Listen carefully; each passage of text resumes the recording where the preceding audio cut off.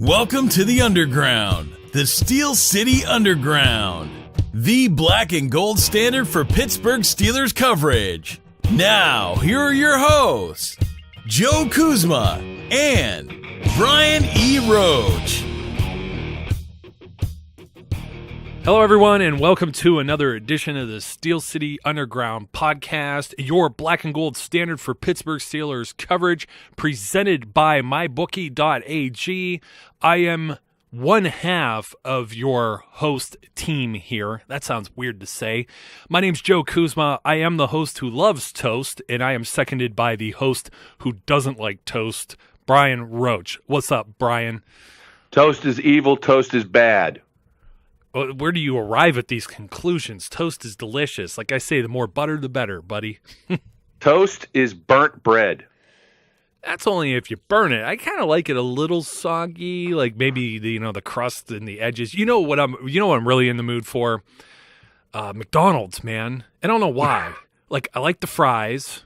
The chicken nuggets can be gross, but then they're like addicting, and I don't know why. You just can't stop eating. You get like 40 of them, and it's not enough. I don't know. They're made out of the same thing potato chips are. But can you guess why McDonald's is on my brain? What some like subliminal message has gone across the interwebs and just seeped into my brain. Better than toast. I don't know. I went off on a tangent here, but we have football news today. All kinds of football news. Yes, we do. It's crazy. It's almost like the season has started. We're almost there. Actually, the least important thing we're going to talk about today is actually the last preseason game that's left. I don't know. Maybe we can knock that one out of the park first, because I know why McDonald's is on my brain, and it has to deal with a trade that the Steelers made. But we'll talk about him in a second, because he won't be playing in this game on Thursday against the Carolina Panthers in Carolina. Oh, so a lot of people won't, actually. Anybody with a B in their last name, maybe Chris Boswell will, since there's nobody else in camp, and Jordan Berry, but outside of them, I don't know. What? No Marquise Pouncey, I wouldn't think. No Big Ben, no Antonio Brown, maybe a dash of Martavis Bryant here or there. Bell said he's not returning till Friday, so count him out of this too.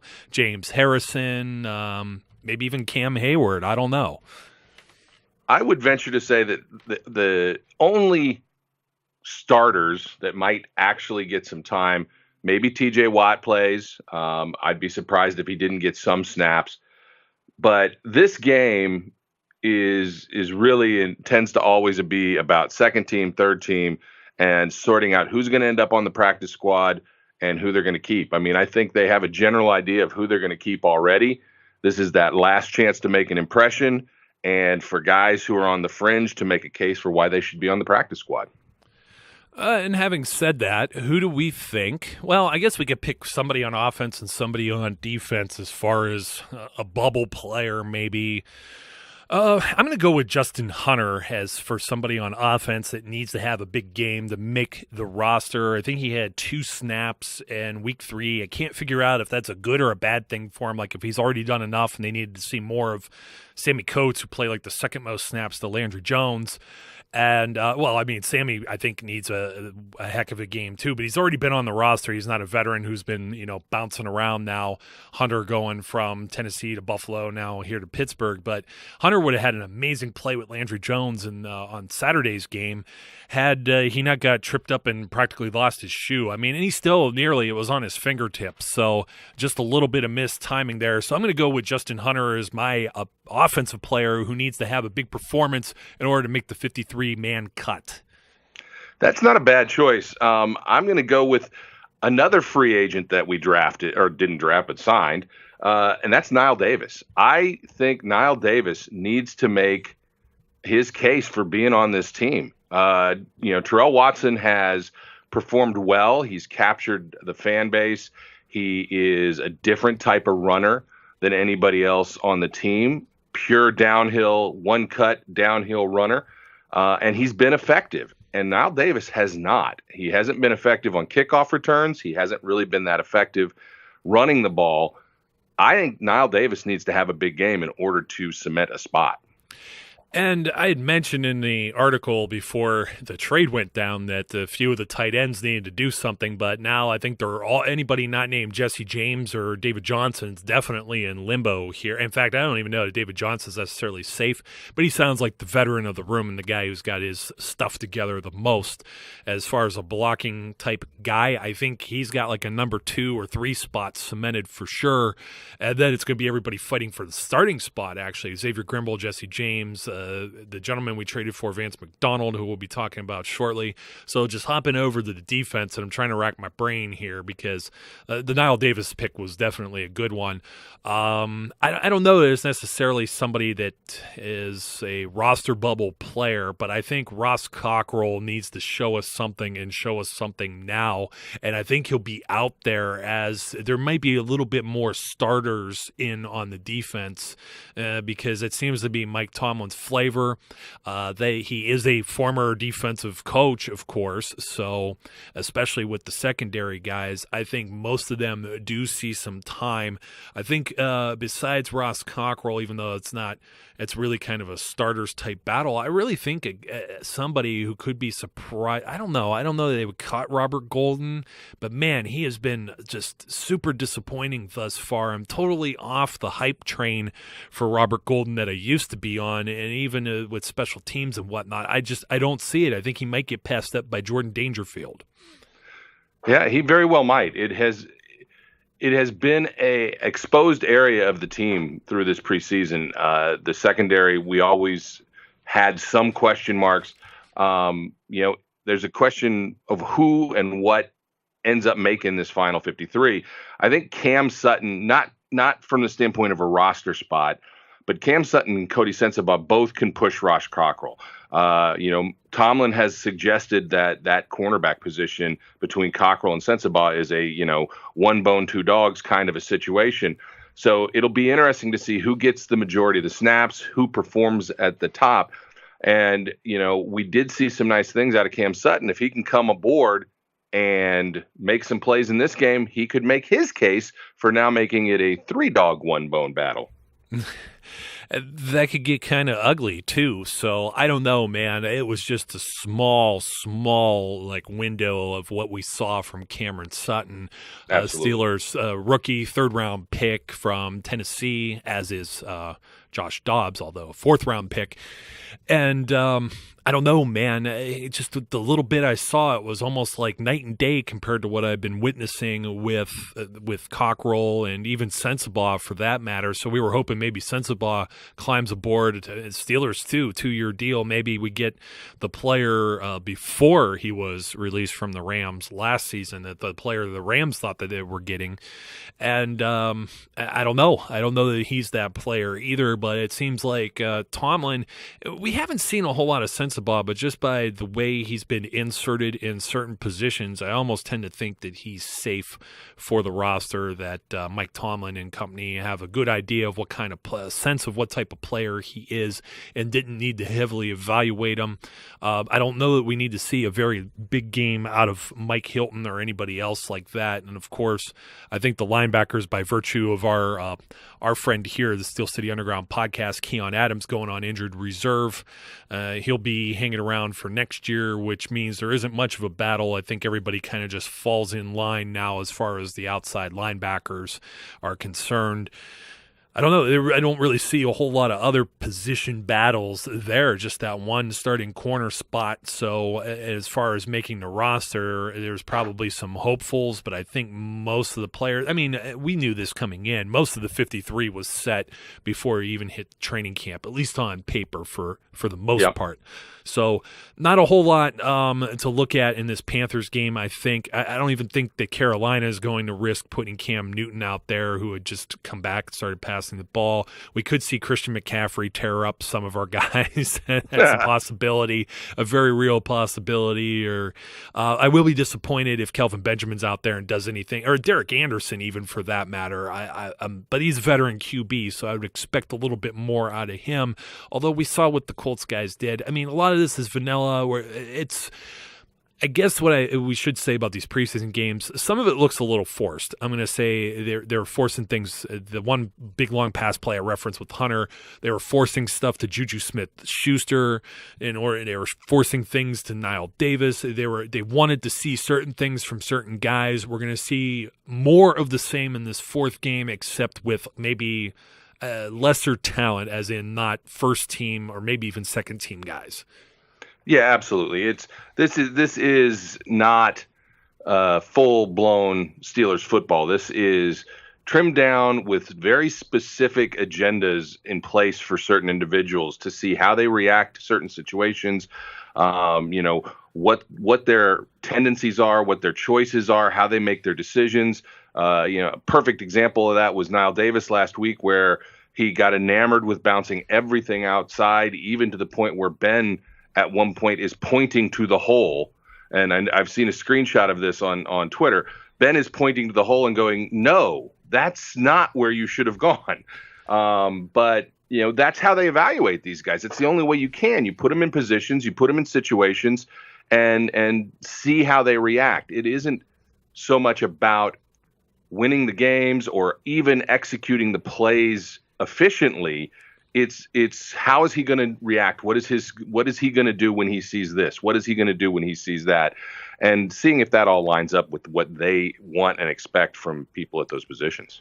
Oh, I know where you saw that from. That's one Dorkowitz, who is Jimmy Norkowitz, who's a newer contributor here at Steel City Underground, one of our stats and film gurus. And it was just hilarious. If you hadn't seen this, and we'd shared it 24 hours ago or whatever on the Twitter account, Niall Davis pops it to the outside, to the left side of the line, and there's a hole kind of on the inside, the gap maybe between the guard and the tackle, or the guard and the center. And then, of course, he could have bounced it out around outside the tackle, and you could see where all the blocks are set up. All the blocks are set up on the left like a wall, and Niall runs right into the wall, and there's Ben Roethlisberger, who Jimmy draws almost like one of those yellow telestrator circles around, kind of pointing like a little kid. He's just standing there, and the play's still going, which is hilarious. He's just pointing at hey, there was a hole right here. I could see, fans down the other side of the stadium. So it's hilarious. That was, I don't know. It's probably not hilarious if you're Niall Davis, but it's pretty funny looking at it from the other aspect here. So, moving on, the Steelers. We were talking about some news. We got kind of rocked with some news on. I'm getting all my days confused because of this stupid Thursday preseason game. Oh, I said stupid. I said it was a stupid game. Oops. Yeah, and making sure we have enough time for this broadcast to actually run a little bit and get some play and have people actually listen to it while the information's still relevant. But on Tuesday, after, we're going to talk about the Hall of Honor, which was announced as well, but shortly after that, I think everybody got back to work and they got on the phone with the San Francisco 49ers, the Steelers trading a 4th-round draft pick for tight end Vance McDonald and a 5th-round pick coming over from the 49ers. I like this trade. This was a position of not depth, being the tight ends. You had the 5th-round pick from a few years ago, 2015, being Jesse James, played an awful lot of snaps, maybe not the most athletic guy, not a whole lot of yards after catch. I view this Vance McDonald trade. Well, let's look at it on the surface for one. As we said before, a pick in the later parts of the round. I can't talk for anything, man. So a late 4th-round pick is just like having an early 5th-round pick, and that's what the Steelers are probably looking to gain unless the 49ers have some miraculous turnaround season. They'll probably be a 500 or worse ball club, even with new general manager John Lynch there. So Vance McDonald comes over with very little risk and actually a halfway decent contract that escalates in later years and goes through the 2021 season. So right now a 2.1 mil base salary and a 2.6 cap hit. What do you think about this trade, Brian? Yeah, I think the biggest point that you brought up is the what they actually had to give up to get this guy. He is 10 times more dynamic than anybody else on the team, has way more upside. Yes, there's been some concern about his drops, and there's some stats that I know we put out there, and I know that you did an article on him that, show that he's had the dropsies to a certain extent, but he has improved. His season last year was better than the previous season. So his drops have come down, but there's some concern, but the potential benefit certainly outweighs the risk that they're putting in here, because the point you made is exactly right. If all goes as planned, our 4th round pick is very likely to be very low. And the 5th round pick of the 49ers could still be a top 10 pick within that round.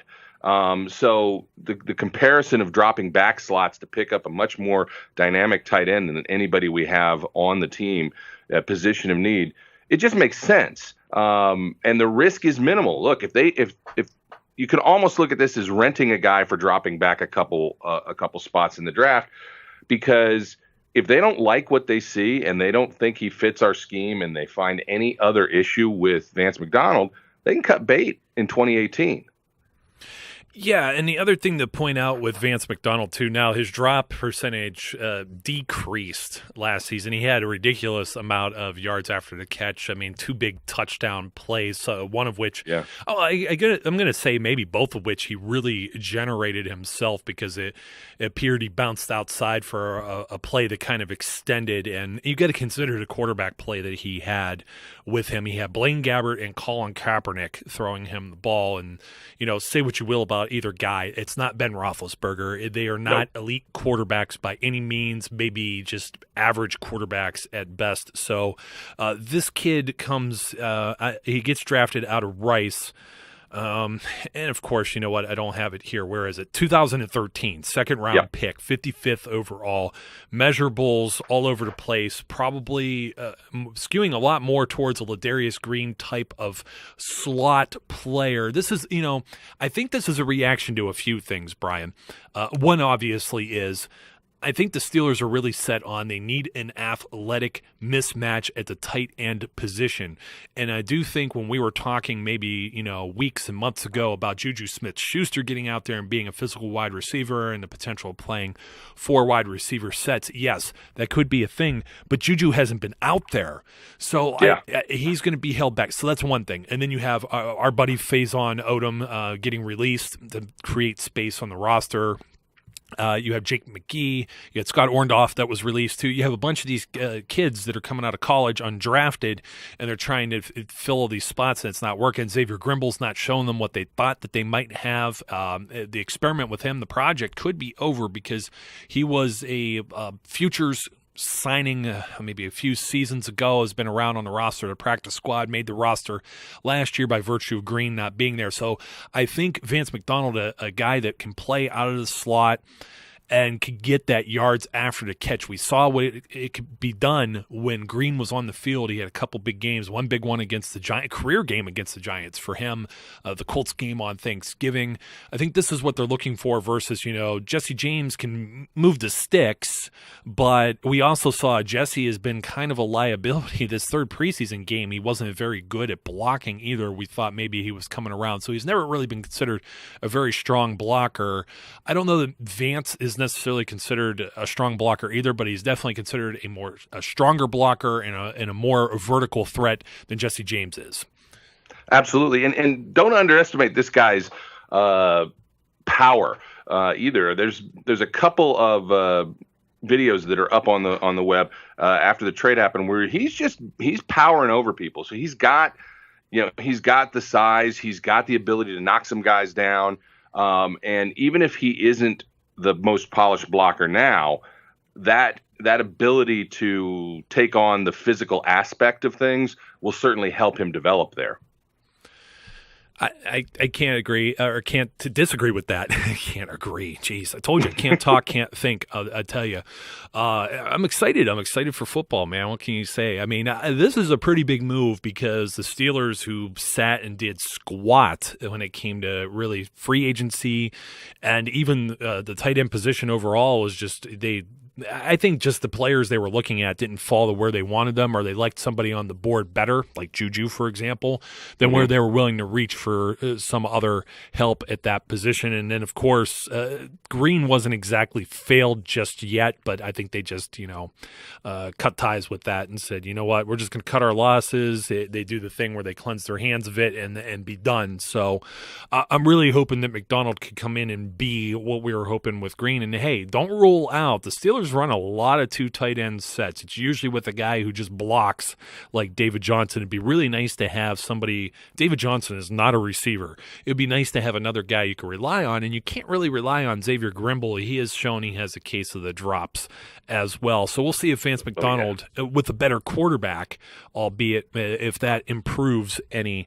So speaking of the other news that happened on Tuesday, the Steelers announced the Hall of Honor members. And you know what? All of us that were sitting here, you made picks, Brian. I made picks. Tina made picks. Eric made some picks, but then he didn't get his out fast enough, and he was going to do like some, new era type thing anyway, because he's younger, not as familiar with the older players. He felt like taking a modern spin on it, but there were quite a few players that were not modern that were on this, and quite a few, 27 to be exact, that were chosen. I was just blown away that they picked 27 guys for this inaugural class. It was one way they could go. There had been some speculation that every single Hall of Famer that they had would make the first class. And I'm not positive that didn't occur. I kind of think it did. And they included a few others. But it is an interesting mix, and there are guys on there that you do kind of wonder, like Kevin Green. Kevin Green's fantastic. He's a Hall of Famer. He was great while he was here. But should he have been in the first class? He was only here for, 3 years? I don't know. I think when they made the rules, though, I think one of the things we said was the reason they made it 3 years or more was so they could slide Kevin Green in, hey, we're going to sneak him right in through the back door here into this thing. Oh, absolutely. He deserves to be in, and that rule, you'd have to believe that rule was placed so that he could be in. I just question him as a first round guy for a team that he had such limited exposure with, even though he was a major player during that time. At the same time, his bandmate, so to speak, doesn't get in on the first round. No Greg Lloyd. But again, I wouldn't have anticipated Lloyd being in on this first pass. So it was just surprising. From my standpoint, they're all great players. There's no question about that. There's several players that represent the history of the team. Obviously, there's a huge number of players from the 70s, and then there's a good number of players who represent us, during that downtime in the 80s. But I thought it was interesting who didn't make this that I thought should have. Well, and I'm wondering before we do that if we don't name the 27 for the people who didn't see it. Just in case, and this is a long-winded list, so bear with me here. It's in alphabetical order, and this comes direct from the Pittsburgh Steelers. It's Jerome Bettis, Mel Blount, Terry Bradshaw, Jack Butler, Dermontti Dawson, Bill Dudley, Joe Green, Kevin Green, L.C. Greenwood, Jack Ham, Franco Harris, Dick Hoke, John Henry Johnson, Walt Kiesling, Jack Lambert, Bobby Lane, John Blood McNally. That was that'll be coming up soon. You mentioned that name. That was one that really had to dig that one out, but yeah. definitely worthy. Chuck Knoll, Art Rooney Sr., Dan Rooney, Andy Russell, Donnie Shell, John Stallworth, Ernie Stauntner, Lynn Swan, Mike Webster, and my guy, Rod Woodson. Absolutely. It's a list where you really can't, question that they deserve to be in this hall at some point. That goes without saying. John Blood McNally, that's a funny one. Because when you read the history of the team and some of the stories about about John McNally, it's pretty amusing stuff. He's the guy that at one point in time didn't always make it to games. He was a player coach, and he was in Chicago. Everybody said, "Hey, your team's playing."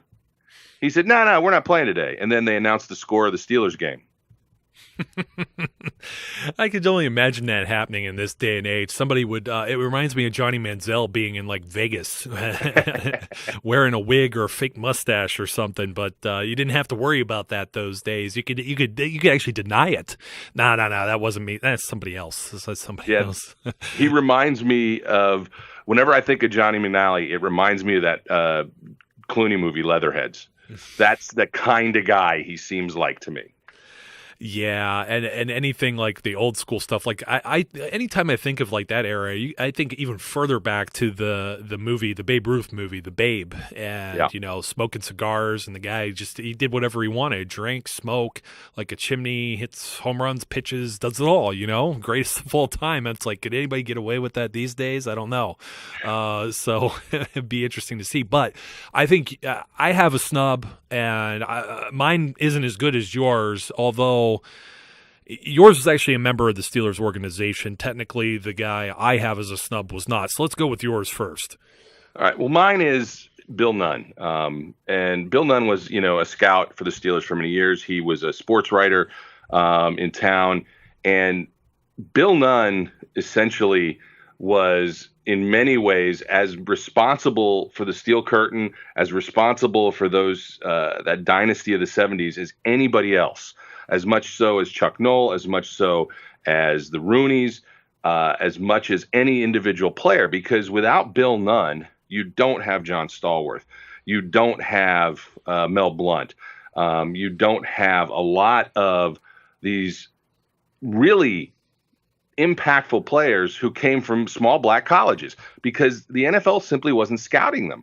And Nunn made a question of that, and he asked the Rooneys, why aren't you doing this? And they said, you know what? We should be doing this, and we'd like you to be the guy to do it. And, Bill Nunn really changed the thought process, not just of the team, but of the league in general. In my opinion, he doesn't just belong in the first group here.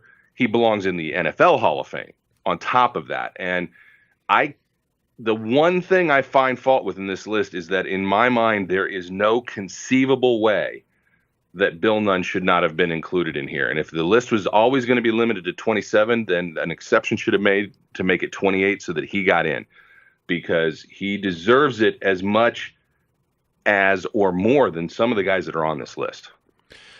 I find the one intriguing thing for those that have been to Heinz Field and walked through was that Walk of Fame or whatever it is that they currently have up with like the locker room stalls and some of the memorabilia, is that it's almost verbatim, name for name, who has those stalls there at Heinz Field. For those that have seen it, for those that have not, they have like this small, if you're on the one side of the stadium, it was the Coca-Cola Great Hall. I think it's now the FedEx Great Hall. And you could walk through and they have like, these, you could take some pictures. They have like a fake locker room. Some players share a stall together, but it'll have stuff like Rod Woodson's helmet or Jerome Bettis' jersey, Dermontti Dawson, all these guys that we named, Lambert, Mean Joe, all of them. And it almost to a T is every one of those guys. It was almost like, hey, how much remodeling do we have to do to this thing to make it the Hall of Honor instead now? So if it in fact remains the same, or if there's anything that's going to be a physical structure dedicated to these players, which I would assume that they would be doing that, but maybe not this season, but maybe for the next season they'll maybe repurpose that. But anyways, getting to the person I feel deserves to be in this, and this is a difficult one because he wasn't necessarily a member of the Steelers organization, but if I remember some of the criteria, if it was a player, you had to be retired 3 years. So that explains Polamalu is right on the line there. So that's the reason for maybe for him. And obviously not everyone has to be in the Hall of Fame necessarily either. The other one was they had to have played with the Steelers for 3 years, as we mentioned, with Kevin Green. And, of course, the just vague wording of has made significant contributions, blah, blah, blah. Well, they say the same thing about the contributors, like if it's like a coach or an owner or anything like that. It basically just says, it doesn't say you had to be part of the organization. I don't know if there was some byline of that. I may have seen something where one of the PG writers or something made more light of it because it seemed a little vague. It just said make significant contributions to the Pittsburgh Steelers organization. And I don't think there's anything more significant, in my opinion, than Myron Cope coming up with the terrible towel and his voice being on radio for God, how many decades. The terrible towel is as iconic as anything that has to deal with the Steelers. His name is attributed to it. I do believe if by any technicalities he is not supposed to be in this Hall of Honor, just like you had said, if it was going to be 27, it needs to be 28 for Bill Nunn. I think there has to be an asterisk, and you have to allow Myron Cope into this thing because I just don't see how I think that's just a very big contribution, and is so big not only to the Steelers, just all sports. We see however many different teams, whether you have like the Cowboys or somebody trying to use the rally towel or something. You see it in the NBA finals when they do like the whiteouts and blackouts or gold outs or whatever the color t-shirts they're doing, and they have towels and stuff. That all started with Myron Cope, and it's all attributed to a terrible towel. ESPN even did the thing where they had people carrying it all over the country, taking pictures with it. It is iconic. It is part of the fabric of the Pittsburgh Steelers, and we all owe Myron Cope that honor in the Hall of Honor for that reason. The good news that I have for you is that when they were making the announcements, that question, Missy Matthews asked that question of Labriola and the rest of the panel, and they all basically said, oh, absolutely, he'll get in. He just wasn't going to be in this first group. So he definitely is eligible, which is great news because I agree with you 100%. For years that and forever, Myron Cope is a part of Steelers lore. Yeah, There's absolutely. Just no question. It's like a folk tale or a fairy tale or anything like that. So, well, Brian, we actually had some fan mail. We have a lot. But before we get to that, as being such Pittsburgh Steelers experts here, we do get asked a lot of questions, and we do have a new sponsor here at Steel City Underground Podcast. So people ask us questions all the time, and they're asking us, what should you see in Pittsburgh? Where's the best place to tailgate? Well, who are you taking in this week's game? Who's the favorite? Who's the underdog? Well, I'm here to tell our listeners that where you're placing your bets is just as important as who you're placing your bet on. Just let that sink in for a second. You just don't want to take your money just anywhere. That's why I tell people to go to mybookie.ag. They've been in business for years. They have a rock-solid reputation, and they offer 100% cash bonuses too. So right off the bat, you're making money for doing nothing, just depositing your money, right? They have in-game live betting, the most rewarding player perks in the business, and an all-new mobile site that makes wagering on the breeze a go. You could just do it with your fingers right on your phone. So if you're looking for the fastest payouts too, MyBookie has an industry-leading 2-day turnaround. So I'm going to tell our listeners today, and I'm actually going to put this in the show notes this time because I forgot the last time. If you join today and you use the promo code specific to us, it's Steel City, MyBookie will match your deposit with up to a 100% bonus. MyBookie, you play, you win, you get paid. Visit mybookie.ag today. So very happy to have MyBookie on board with the Steel City Underground podcast. If you guys like to bet, it's not just for football. You can go on there and do anything, even preseason football. Trust me, it's on there. So I know some people have made some money on the Mayweather-McGregor fight, which was pretty cool. I don't know. I wouldn't have bet on that personally. I don't know. I just thought the fix might have been in on that. But on to some real questions here through the fan mail. If I can get le iPad working. Yes, it is le. It's a French iPad today.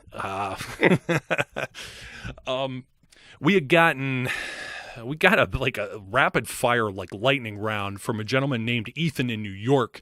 He says he's a big fan of he didn't say a big fan. I put those words in his mouth just for you, Brian, make you feel good. Big fan of the Steel City Underground podcast. He has a couple of questions for us. He goes, I do agree that we are in danger if Big Ben goes down. Well, I do too. But would you consider signing Colin Kaepernick as a second string, knowing that he has playoff wins under his belt? I'm going to say I don't want to touch that one with a 40-foot pole. There's a reason why when his name came up earlier with Vance McDonald, he's a lightning rod. Agree or disagree, I just think that's somebody that the Steelers organization, I don't know. I mean, they did sign Michael Vick, but there's a little bit of, what do you want to say, some grace period between the events that happened with Michael Vick off of the field and some of his controversy, just to kind of put it in those type of terms, versus when he came to the team as a backup, and it wasn't necessarily the greatest fit, and I don't know that Colin would be a great fit, especially with camp and the entire preseason behind us. I have basically 2 words: Alejandro Villanueva. Yeah. You've got a guy who's a decorated Army Ranger on the team. I am not against whatever Colin Kaepernick wants to do to make his point. He has the right to do whatever he wants. I just don't think it's going to sit well on a team where you have a guy who served in the armed forces, and it's not a match made in heaven, so to speak. So on top of that, he isn't the kind of quarterback that fits our system. And even more importantly, remember the debacle that Michael Vick was until he started getting some plays in his belt, because he doesn't know the playbook. It's too late for that. The bottom line is, if Ben goes down, the season is tanked anyway. You know, if we were to lose Ben for a large portion of the season, we're in trouble. There is no ifs, ands, or buts about that. If Landry then goes down. Oh, yeah. You saw where I was going with that.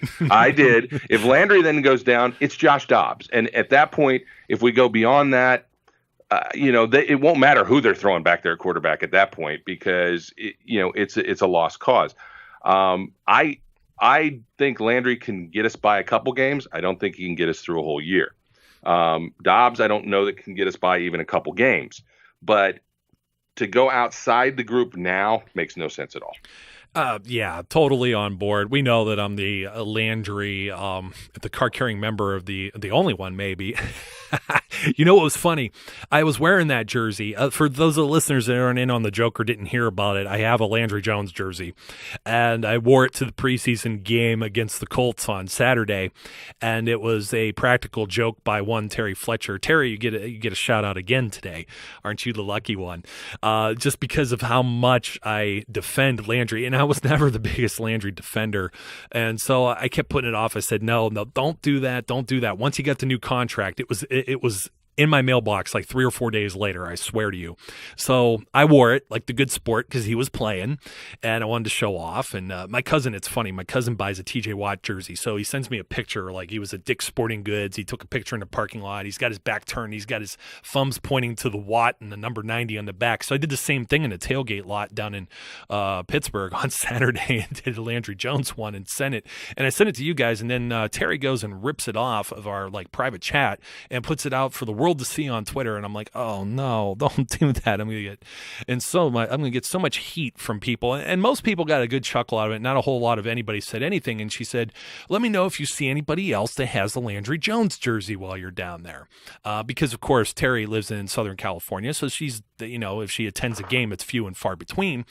And I told her, I said, I know of one other person that has a Landry Jones jersey. Landry Jones. So I have there are people who've just shut this podcast off forever now, having known that I have a Landry Jones jersey. It's all in good fun. And I said, you know what? I will wear it. You better wear it. I wore it. It's almost like I was wearing it like on a dare or like a bet. But, when he was having a good game there for a while too, I was really enjoying it. I was like, yeah, or whatever. So, Ethan, and we had a few people who'd ask about the Colin whole thing. We don't care to get into the politics and all of the off-field thing, and for that reason, we're not even going to get on the on-field thing, because, folks, that is a hot take that if you touch it, it's going to burn you. It's like when they bring you something, it's like the fajitas from Chili's, and the thing's still steaming, and they tell you, don't touch the skillet because it's hot.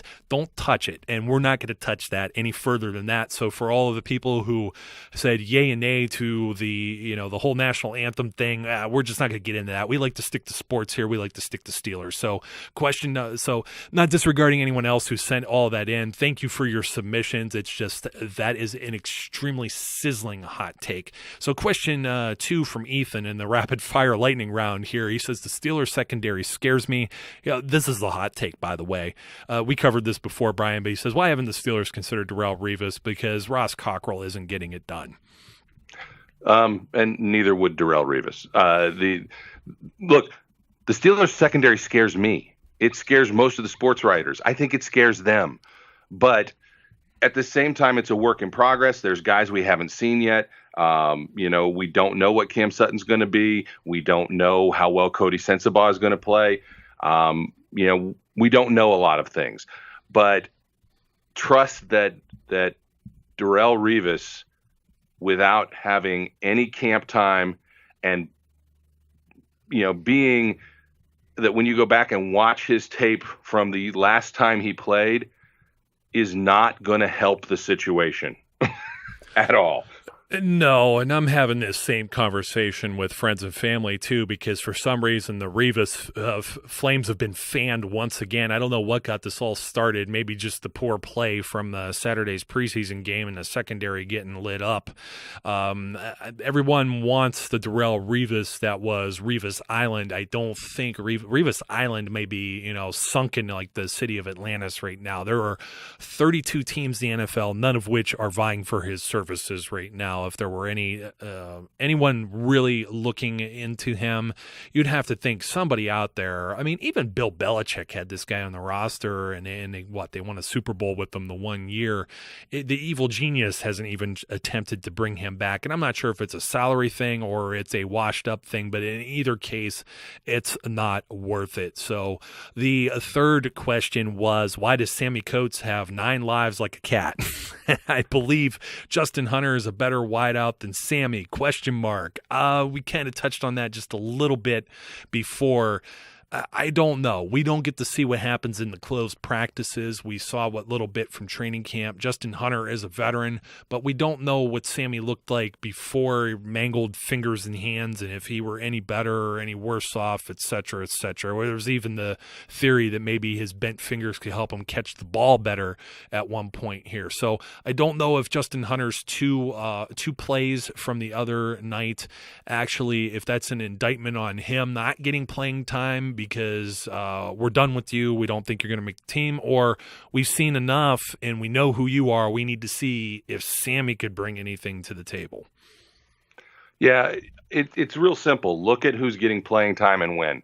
Hunter has gotten his playing time late in games in the preseason. Sammy has gotten some of his late in games, but he's also gotten some earlier. They did invest a pick in Sammy Coates. That I think they still think there's value there, and there very well may be. Based on performance, they don't know Justin Hunter. They know Sammy Coates. He's been around longer. You'd kind of have to give the nudge there. And I don't know whether it's 9 lives or not. I think it's more they know what they've got there, and Justin Hunter, maybe they don't, which is why I think we both put him on the bubble. And the fourth question, which is invalidated now with the Vance McDonald trade, was, do you think Gary Barnidge would be a good fit in Pittsburgh? I actually, when he got cut from Cleveland, yes. I thought he was almost like a poor man's Heath Miller. I thought he had a nose for the end zone, and I can't quite honestly figure out why the Cleveland Browns got rid of him. But once again, when you're talking about like quarterbacks and other players, like we're talking about Kaepernick, we're talking about Darrelle Revis not having a job. Here's Gary Barnidge.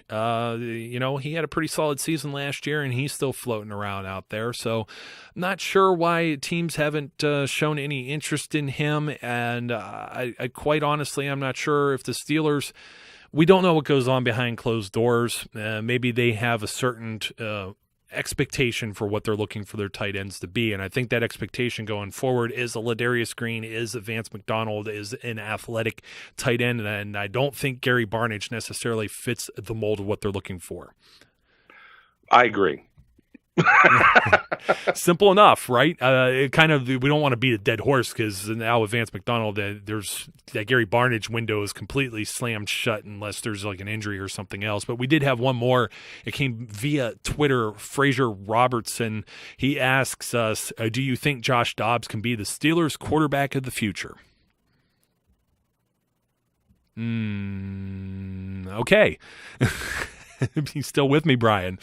I am. I'm sorry. You're still thinking. Yeah, I'm still thinking. And I have no thoughts.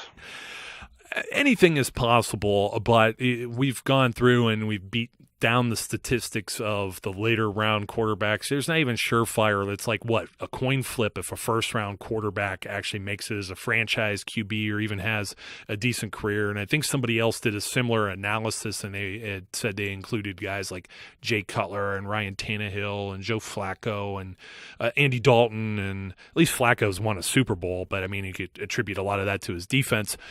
But Andy Dalton hasn't won Squadoo. And those guys are considered as part of the success side of that coin flip. So when you take that into consideration, the odds are not so much in Josh Dobbs' favor. We want to see everyone be successful. Trust me, I was just talking about Landry Jones, but we truly believe that these guys are more in the mold of backup emergency-style quarterbacks and not the franchise. Absolutely. And the reason I said I have no thoughts is I feel like we've been saying that all preseason.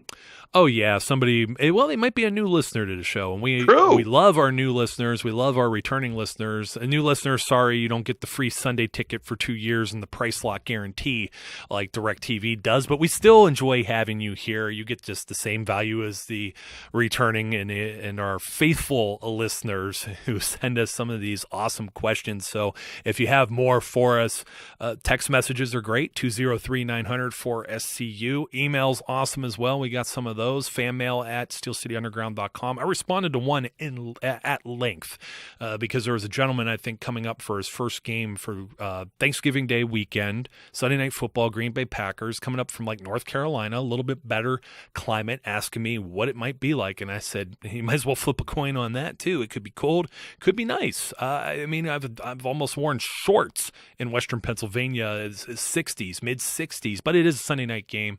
And, you know, having been acclimated to this weather, I don't think it's as cold as maybe some other people will. So it's a very difficult thing to really discuss in August right now, even though it's been a very cool August. I haven't been disgruntled because I can't use my swimming pool, Brian. So, hey, Bri, always great having the band back together. As always, there's no doubt about it. It's always great being the Goose to your Maverick or the Garth to your Wayne or the Jake to your Elwood. We didn't get Batman and Robin, although I'm not doing Robin. It's just Bruce and Dick. Remember? Nope. I'm out. Yeah, indeed you are. And folks, there's a reason why when we put the show notes together, we said we weren't going to talk about a 53-man roster prediction because we're going to do that after Game 4 here of the preseason because we could just ramble on and on and on. The poor Aussie guys, we were with them an hour and a half, and we still got to get AJ and company over here back on the show before the season kicks off. So we're going to be we could just do this whole thing all day, all night long. So thank you for tuning in to us. If you have any questions, by all means, shoot us a message, shoot us a voicemail, shoot us an email, send us some things on Twitter, Facebook. We're scanning and monitoring the whole SCU universe out there for your questions. So feel free to ask them. I'm sure you'll have much more. In the meantime, my name's Joe Kuzma. His name's Brian Roach. Be safe, be good, and we'll catch you later. We would like to thank you for listening and remind our listeners to follow us on social media and our website, www.steelcityunderground.com.